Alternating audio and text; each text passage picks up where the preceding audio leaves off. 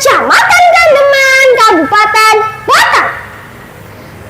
Teman-teman, saya mau bertutur nih yang berjudul Legenda Gua Aswatama. Gua Aswatama terletak di pesisir pantai Desa Ujung Negoro, Kecamatan Gandeman, Kabupaten Batang.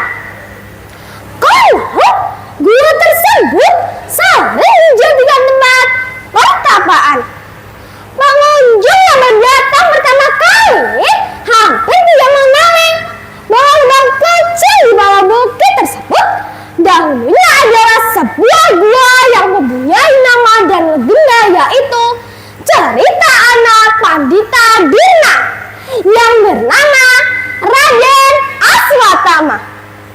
Dalam sebuah kisah pewayangan, Raden Aswatama sangat marah menyadari kekalahan yang diterima kerajaan Astina dalam peperangan Baratayuda melawan kerajaan Amarta.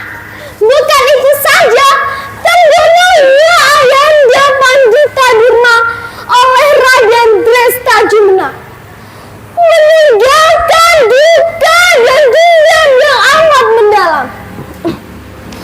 Dia bersumpah sebelum ajal menjemput dirinya, dia akan membalaskan dendamnya dengan cara yang sama.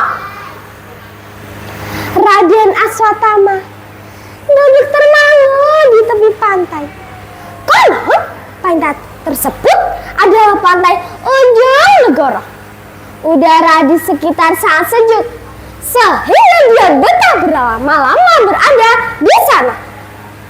Sambil memikirkan bagaimana caranya dia mampu membalaskan dendamnya kepada keluarga Pandawa dengan cara yang licik.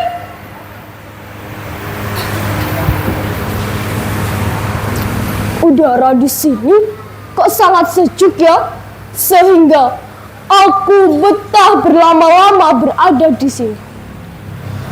Harus kubalaskan dendamku kepada Pandawa. Lebih mudah bagiku saat mereka belum kembali. Tapi bagaimana caranya? Ibu, tolong aku. Raden Aswatama pun bertapa untuk mendapatkan petunjuk. Tiba-tiba antara sadar dan tidak sadar, dilihatnya sosok perempuan cantik. Dilihatnya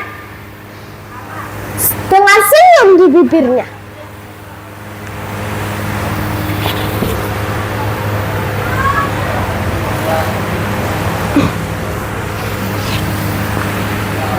Anakku Ler Aswatama, jangan bingung maupun heran.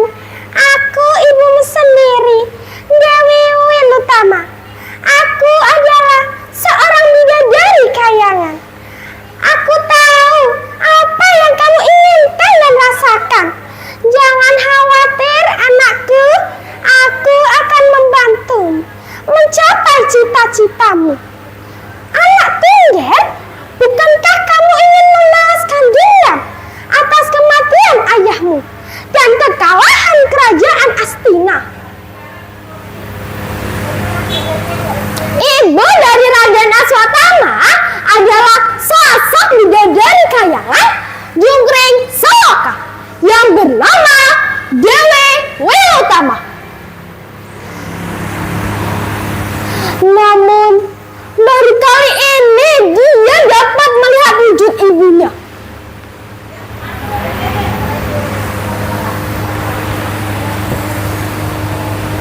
Benar ibunda, tapi bagaimana caranya? Hamba hanya seorang diri, sedangkan keluarga Pandawa sangat kuat. Jangankan hamba seorang diri, keluarga Pandawa dikeroyok 100 negara pun kerajaan Amarta tidak akan kalah. Sudah kukatakan anakku, aku akan membantumu. Kamu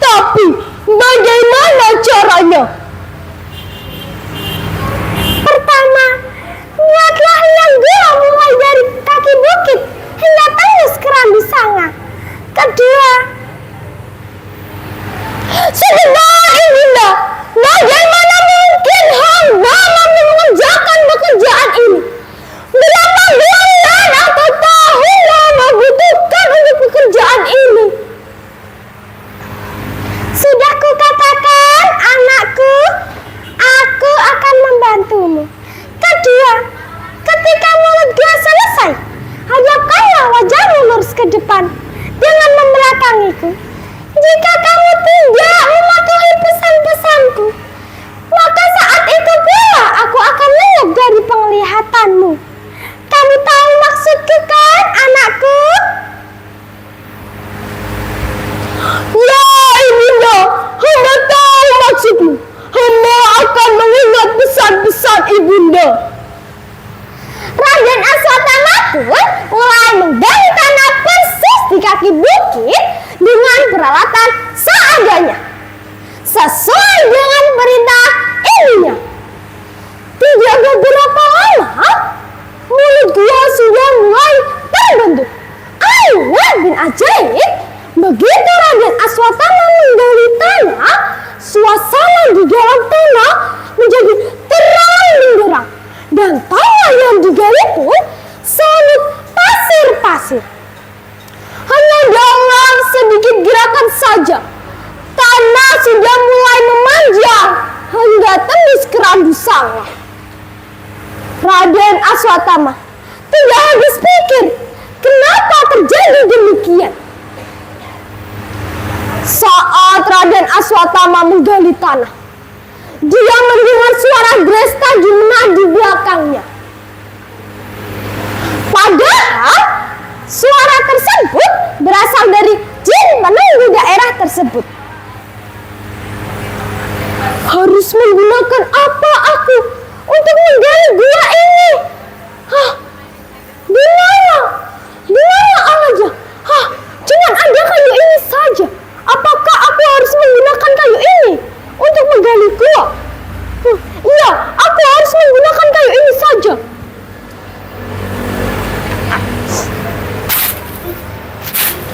Cus, cus, cus, cus.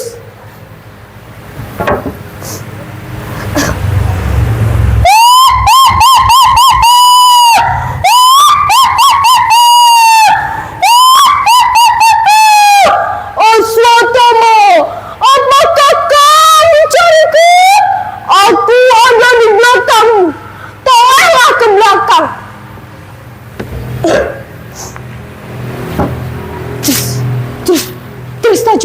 Oh, tidak mungkin itu kau, Dresta.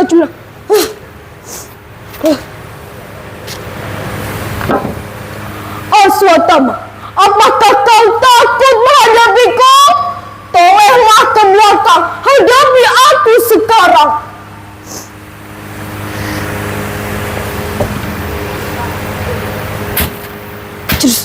Terus. Dresta, kau telah menghabisiku.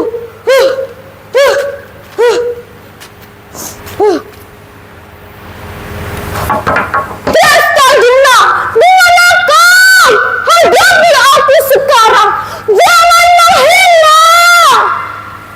Suara gemar gapar terdengar.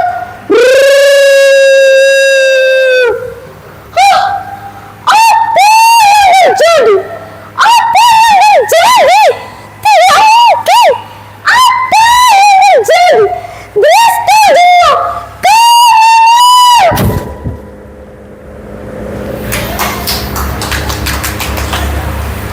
Raden Aswatama pun melanggar janji ibunya, dan dia tidak bisa menuntaskan dendamnya karena gua sudah tertutup kembali. Teman-teman, pesan dalam cerita ini adalah: 1. Kita harus mematuhi omongan dari orang tua kita. Yang kedua, jika kita mempunyai cita-cita, harus fokus, jangan tergoda oleh siapapun. Yang ketiga, kita jangan mempunyai rasa dendam yang mendalam, karena rasa dendam yang mendalam akan menghancurkan diri kita sendiri. Semoga cerita ini bermanfaat bagi kita semua. Burung pipit, burung kalkun, salah sedikit mohon dimaklum. Burung kalkun bercendrawasih, matur nuwun dan terima kasih.